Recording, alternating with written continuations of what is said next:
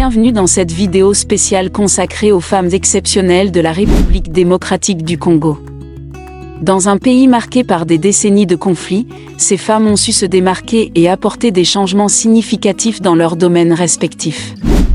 Elles ont gravi les échelons de l'entreprise, créé leurs propres entreprises et ont été à l'avant-garde de la prise de décision, tant localement qu'internationalement. Voici un aperçu de 10 femmes puissantes qui ont laissé leur empreinte sur la RDC. Avant de continuer, abonnez-vous à notre chaîne et activez toutes les notifications pour ne manquer aucune de nos vidéos. N'oubliez pas d'aimer la vidéo si vous êtes patriote de la RDC. Numéro 10. Dans le domaine de la presse, Élisée Odia, journaliste du site d'information 7 sur 7.cd et de la chaîne de télévision Congo Web, a été désignée femme modèle par 63% des répondants dans la catégorie médias. Celle qui a su s'imposer sur le petit écran en faisant preuve d'un professionnalisme irréprochable marque de la meilleure des manières son temps.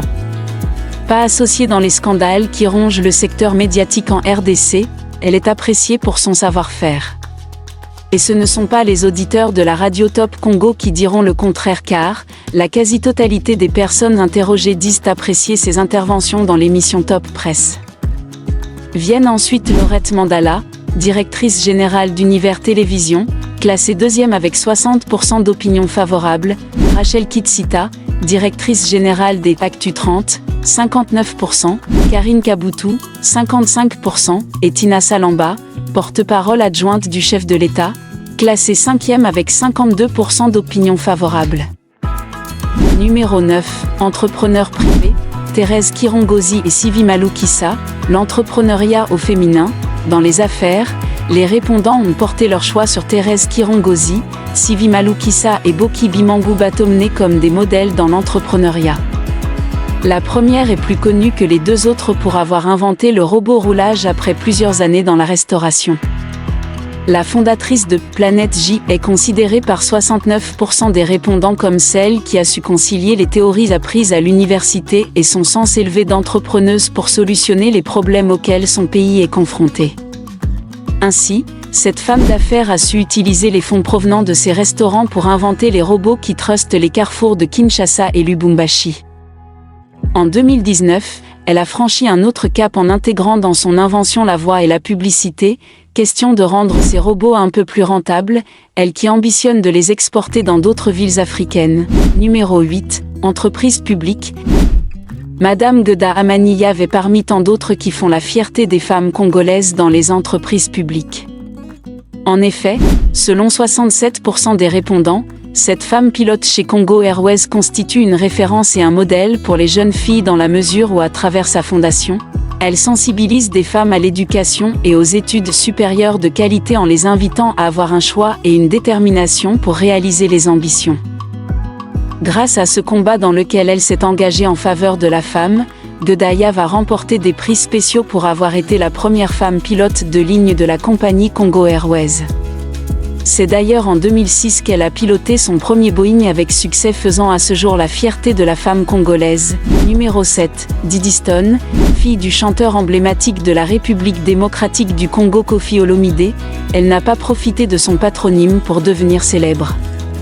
Au contraire, celle qui cumule la casquette d'influenceuse avec elle de Top a eu un parcours plutôt classique. En 2015, elle est repérée dans une rue parisienne par un scout, note de la rédaction, dénicheur de mannequins, alors qu'elle n'a que 15 ans. Et multiplie quelques contrats de modèle dans la foulée.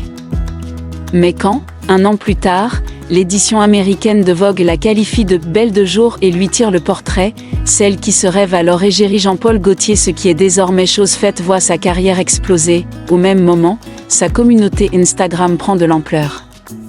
Étant une jeune femme de la génération Z, Didi Stone y partage aussi son quotidien, de luxe, auprès de ses plus 1 million d'abonnés. Anniversaire en grande pompe, voyage de rêve, vêtements de luxe. La jeune influenceuse, qui a grandi entre la capitale française et Kinshasa, y fait ainsi rêver de nombreux de ses internautes. Une routine de star qui ne change pas vraiment de ce qu'elle a pu vivre enfant. Numéro 6, à la tête de Glencore RDC depuis le début de l'année, Marie-Chantal Kaninda prend les rênes de la filiale congolaise du groupe anglo-suisse à un moment charnière de son histoire, le géant mondial du négoce et de l'extraction des matières premières cherchant aujourd'hui à donner des gages aux autorités du pays après avoir été pointé du doigt pour des actes de corruption entre 2007 et 2018. En décembre 2022, la direction de la société, basée en Suisse, a indiqué que dans le cadre d'un accord passé avec la République démocratique du Congo, elle s'engageait à payer 180 millions de dollars pour solder les litiges concernant ces accusations de corruption, mises en lumière par une enquête de l'agence anticorruption britannique Serious Fraud Office, SFO. Pour beaucoup, la nomination de Marie-Chantal Kaninda à ce poste prouve en tous les cas qu'elle a les épaules suffisamment solides pour faire face à la situation et maintenir la filiale congolaise de la multinationale sur les bons rails. Numéro 5. Dans la science, Angèle Onsin Nsaman et Marie-Thérèse Kemge. Deux femmes de science, Madame Onsin Nsaman Angèle, 55%. Et Madame Marie-Thérèse Kembe Komba, 52%, ont été désignées femmes modèles dans la catégorie du monde scientifique. La première est docteure en sciences politiques et administratives de l'Université de Kinshasa, orientation management et administratif. Mais avant d'aller à l'UNIKIN, elle avait obtenu une licence en management à l'Université du CEPROMAD. Elle est à ce jour professeure full à l'Université du CEPROMAD et professeure full à l'Institut national du bâtiment et des travaux publics. Elle préside l'ONG dénommée Éduquer et domestiquer les genres, zébrer et opérationnaliser, EDZO, qui lutte pour la parité et la formation.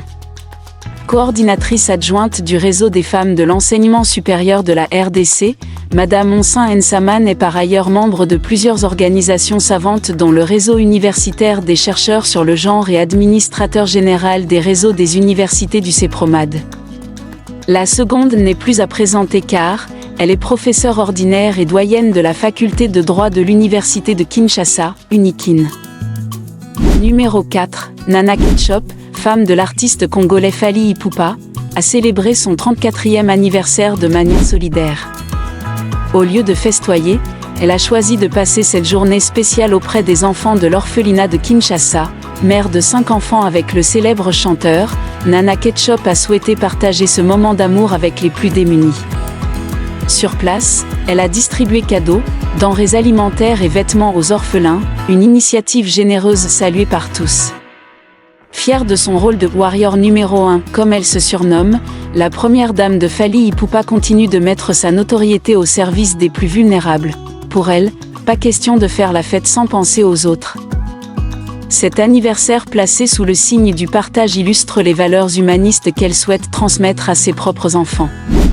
Numéro 3. À peine arrivée au Sénat, Francine Muyumba monte au firman et attire la plus grande part de visibilité des femmes à la Chambre haute.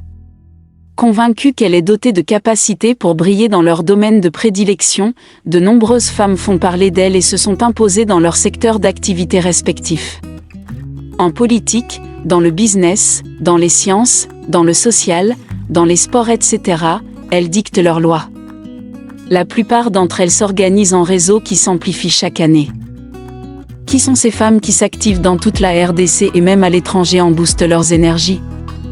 À l'occasion du mois dédié à la femme, Sondage Les Points consacre chaque année un sondage spécial sur les femmes congolaises qui font bouger les lignes. Cette année, Francine Muyumba considérée comme l'un des modèles qui ont été désignés dans chaque secteur d'activité par les répondants qui choisissent eux aussi de manière très spéciale. Numéro 2, Denise Nyakeru, elle articule son action autour de 4 axes majeurs, l'éducation, la santé, la lutte contre les violences basées sur le genre et l'autonomisation des femmes. Ces domaines d'intervention permettent de promouvoir la valorisation et la liberté des femmes, considérées comme essentielles au progrès et à l'innovation. La Fondation souligne l'importance du travail, de l'éthique, de la patience et de la persévérance dans ses efforts pour renforcer la société. Les actions de la Fondation Denise Nyakeru Tshisekedi influent positivement sur l'impact sanitaire et socio-économique au Congo par l'amélioration de l'accès aux soins de santé et par des programmes d'éducation ciblés. En proposant des soins médicaux et en sensibilisant les communautés aux pratiques sanitaires, la Fondation réduit les taux de maladie et de mortalité. Elle souligne avec force l'impératif d'investir dans la santé pour ancrer ces avancées. En valorisant l'autonomisation et l'éducation, elle élève le niveau de vie, impactant durablement le secteur socio-économique. Ces initiatives renforcent les communautés, marquant l'urgence d'engagements financiers plus importants en santé pour bâtir une société équitable et résiliente. Numéro 1. Social. Olive Lembe mène la danse dans le social. Dans le domaine social, les Congolais assistent à une sorte de compétition entre la première dame Denise Nyakeru Tshisekedi et l'ex-première dame Olive Lembe Kabila, qui mène la danse dans le domaine social avec 81% d'opinions favorables.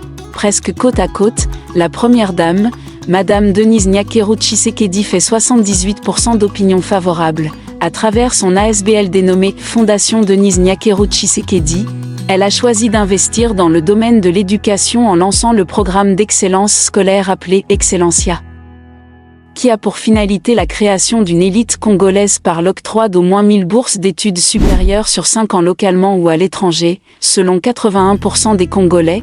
Chacune fait mieux étant donné que leurs interventions respectives concourent au bien-être de la population congolaise. Mais l'ex-première dame, épouse de Joseph Kabila, prend un avantage considérable d'autant plus qu'elle est considérée comme celle qui connaît bien les difficultés de la population congolaise et qui a toujours été là pour partager ce qu'elle a avec les autres. En tout cas, les répondants soutiennent qu'elle remplit parfaitement son rôle et son devoir et se montre proche de la population congolaise, particulièrement les couches les plus vulnérables.